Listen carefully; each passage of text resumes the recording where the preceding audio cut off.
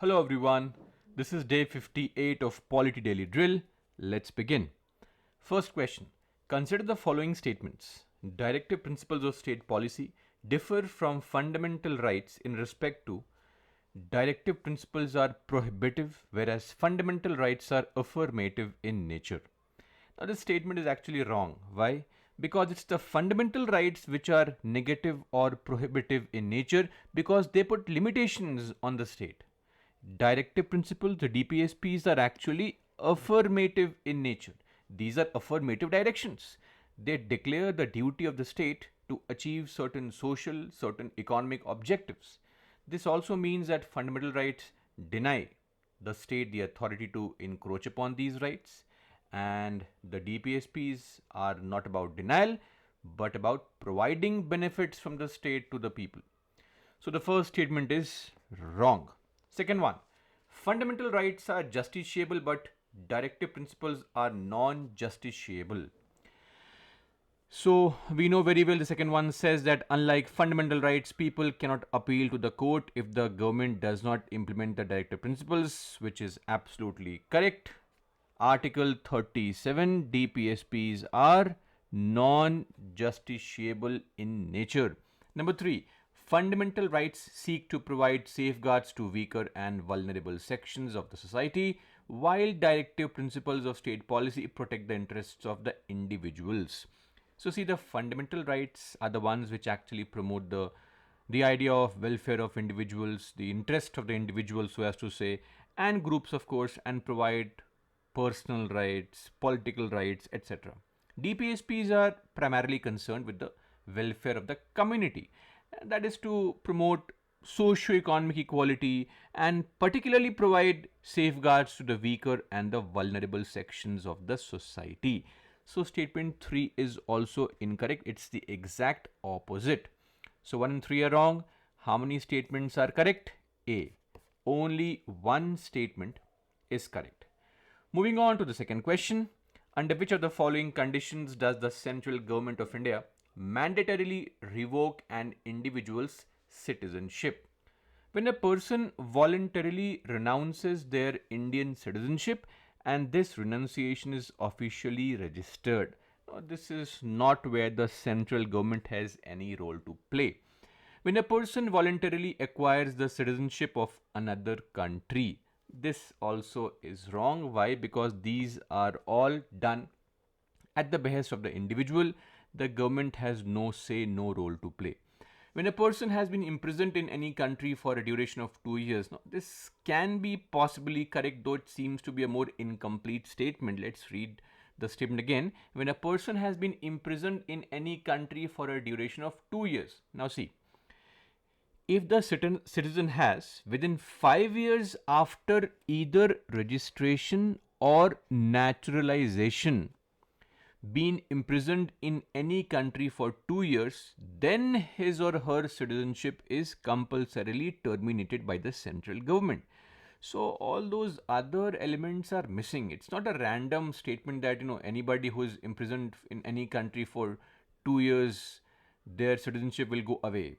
It comes with some caveat, some clause. But let's look at the fourth one as well.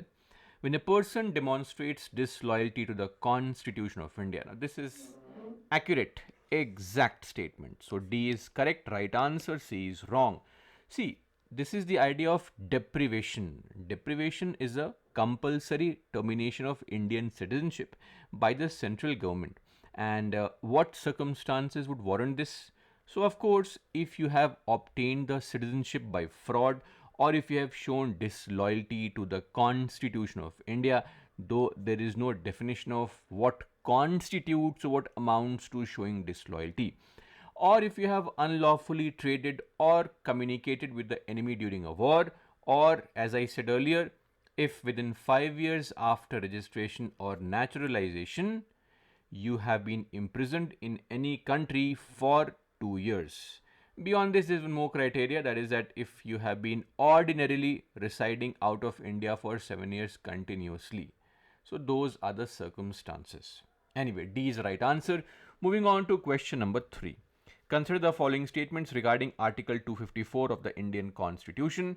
If there is a conflict between a central law and a state law on a subject in the concurrent list, the central law prevails. And number 2, a state law conflicting with a central law on a concurrent list subject can remain in force if it has received the President's assent. Article 254. We have seen questions on this article earlier as well.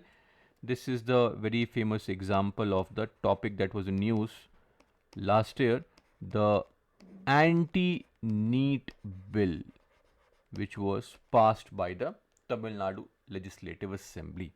See, Article 254 deals with the inconsistency between laws made by the Parliament and of course the laws made by the state legislature on concurrent list subjects. Anyway, so statement 1, if there is a conflict between central and state laws, then the central law prevails. Yes, this is correct. Now, statement 2 says that if a state law conflicting with a central law on a concurrent list subject is present or is made, it can remain in force if it has received the President's assent. This is also correct. This is the crux of Article 254, that even if the state assembly, state legislature makes a law which, let's say, violates or is repugnant to a central law on a concurrent list subject, the state made law can be allowed to continue if the President approves, right? So both statements are correct. C is the right answer. Correct statements had to be chosen. Moving on to question number 4. Consider the following statements regarding voting in the Parliament. The presence of at least 1/10 of the total number of members of the House is required to constitute a quorum. Absolutely correct. So we know Article 100 defines what is quorum, that is 1/10 of the total membership. Number 2, in the case of a tie in votes, the speaker or the person acting as such has a casting vote. Yes, of course, presiding officers don't get to vote in the first instance. They only get to vote in case of a tie. 2 is also correct. Number 3, the quorum strength can be modified by an absolute majority. Now, this is wrong. The quorum strength can be modified by the Parliament by law. This would mean what? By a simple majority. So 3 is wrong. How many statements are correct? So we know very well, B. Only 2 statements are correct.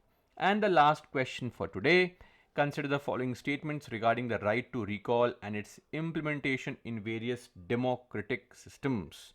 The right to recall is a mechanism that allows voters to remove civil servants from office through a direct vote before their retirement. Right to recall, yes, is a mechanism that allows voters to remove from office through a direct vote before their retirement. Not the civil servants, but the elected officials, okay, before their end of tenure. Whatever is their tenure, before their end of tenure, they can be called back. Hence the phrase recall.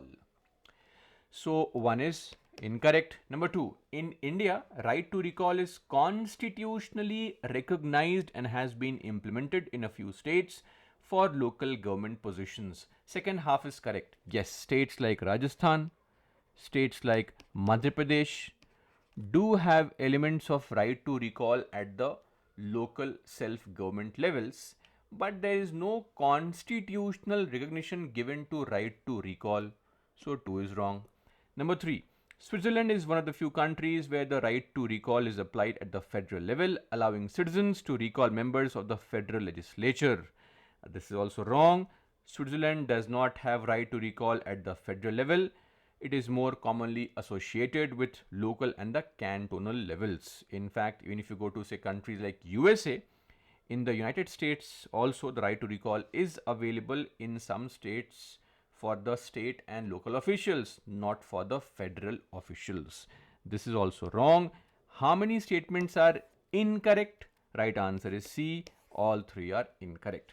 This brings us to an end of our discussion for today. Let's meet tomorrow. Till then, that's all for me. Jai Hind.